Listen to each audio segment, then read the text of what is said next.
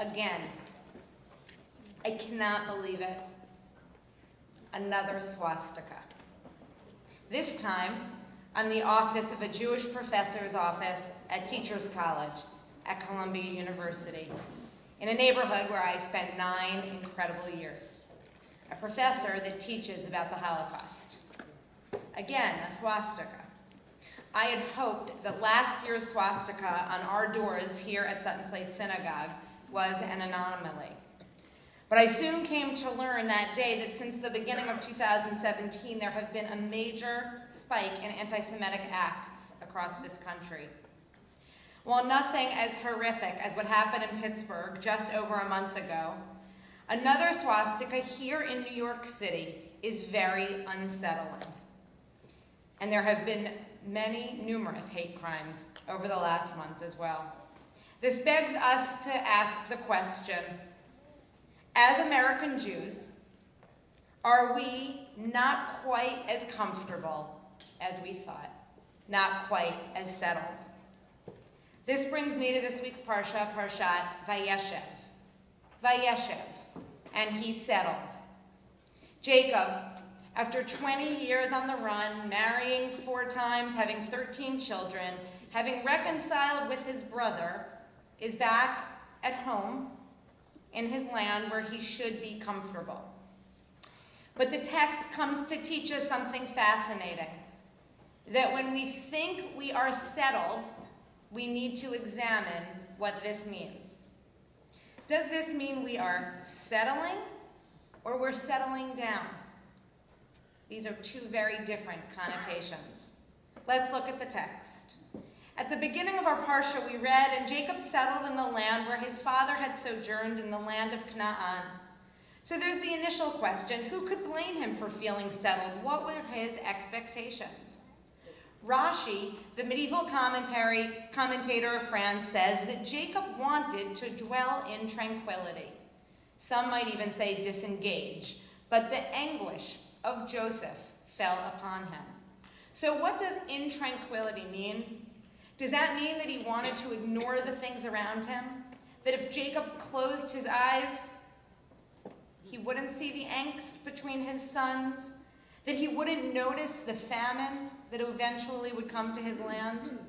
Was he so settled that he wasn't able to make things okay between his family? Aviva Zornberg, in her book Genesis, The Beginning of Desire, wrote, Jacob's settling becomes not a fact, but an attitude, a mode in which he seeks to appropriate his life. In the most obvious sense, he would like to settle down in the Holy Land after his years of exile and danger. He would like to read the narrative of his own life as entering a period of fulfillment and of closure of those difficult contacts and confrontations of his own youth. This makes sense. Wouldn't we all want to put the past behind us? But unfortunately, this is not to be. In the Babylonian Talmud, in Masechet Sanhedrin, the rabbis teach that any time this word, Vayeshev, is used, it is only to indicate crisis. It says, and Israel settled in Shittim, and the people profaned themselves by sleeping with the Moabite women. And it's written here in our Parsha, and Jacob settled in the land where his father sojourned. And later it will say that Joseph brought back bad reports of his brothers to his father. Settling isn't okay. But here's the question that I ask. Does that mean that Jacob was supposed to be on edge all of the time, always looking at the glass half empty rather than half full? Couldn't he have a little peace in his life? For me, I am brought back to where we are as an American Jewish community.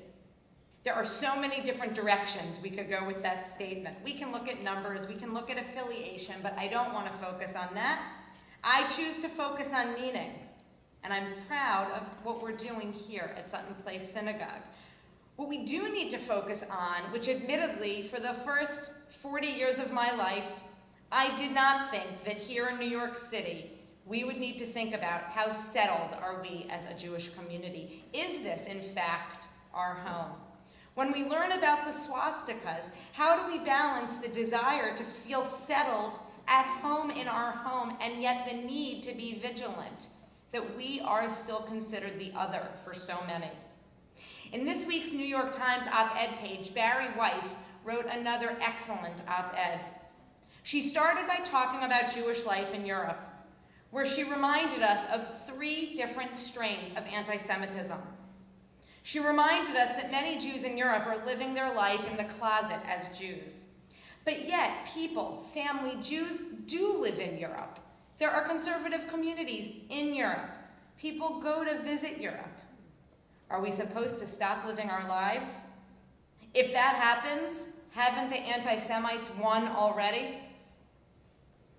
But as anti-Semitism crosses the shores, we need to understand what we are dealing with.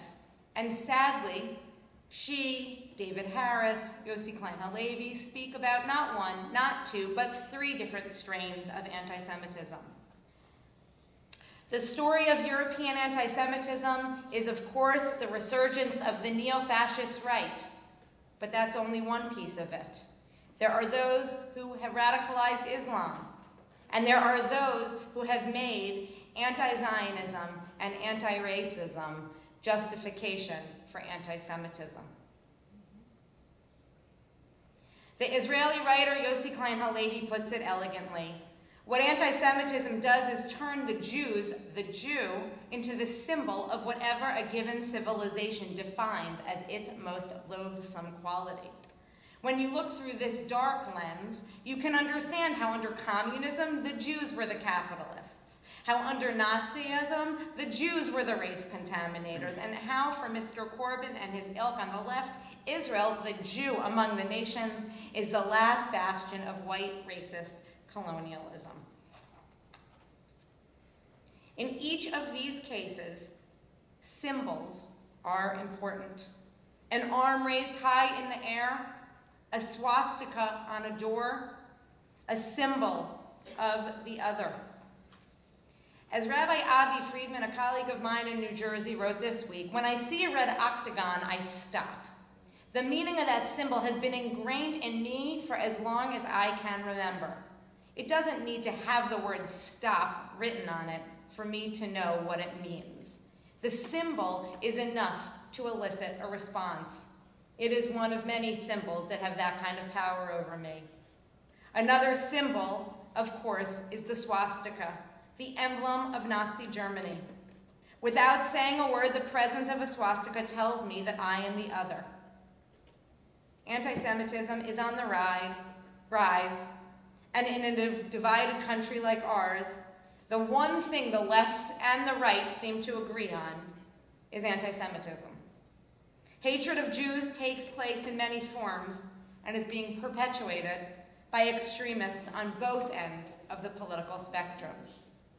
So that brings me to where we are as Jews today. How do we feel? Settled? On edge? Who are we? As Rabbi Friedman writes, this Sunday evening, tomorrow night, Jews around the world will put up another symbol in their windows, the menorah, the Chanukiah. It is the symbol of the Jewish people's struggle 2,200 years ago to be religiously different without persecution. Unfortunately, it is a battle that we are still fighting. But this isn't where we need to end our story. A few days ago, a friend of mine who lives in Brooklyn wrote the following: "One of the laws of Hanukkah is Pirsum Hanisa, publicizing the miracle. At times of safety, we are obligated to put candles in the window to show our pride in our small minority and our traditions. In times of persecution, we have permission to move our candles inside." So tomorrow night, where do we put our menorah? I have to say we put our candles facing outward. Even with the horror, even with the symbols of the swastika and the arms being raised by a group of boys in Wisconsin, I choose to publicize the miracle. This miracle of life, this miracle of freedom, this miracle of relationships. The fact that just yesterday, standing on this bima with me so that I could show him our beautiful sanctuary, was the German Consul General, sitting to understand how the German consulate and our community can work together to create stronger relationships. 4 days ago, downstairs, I held one of my B'nai Mitzvah family meetings. I see a bunch of the students here today. And I explained to them why I wear my kippah all the time. I explained that it's a symbol of God. I explained that for me, it's a symbol to others that I am Jewish. And I will continue to wear my kippah, certainly here in New York City. I won't settle. But if I see something, I will say something, but I won't be afraid. Tomorrow night, when we light the first candle, may we bring light where there is darkness, hope where there is fear, love where there is hate, and may all of us who have felt othered and at times settled get up, walk around, understand the landscape, and work as hard as possible to make everyone feel at home. Shabbat Shalom.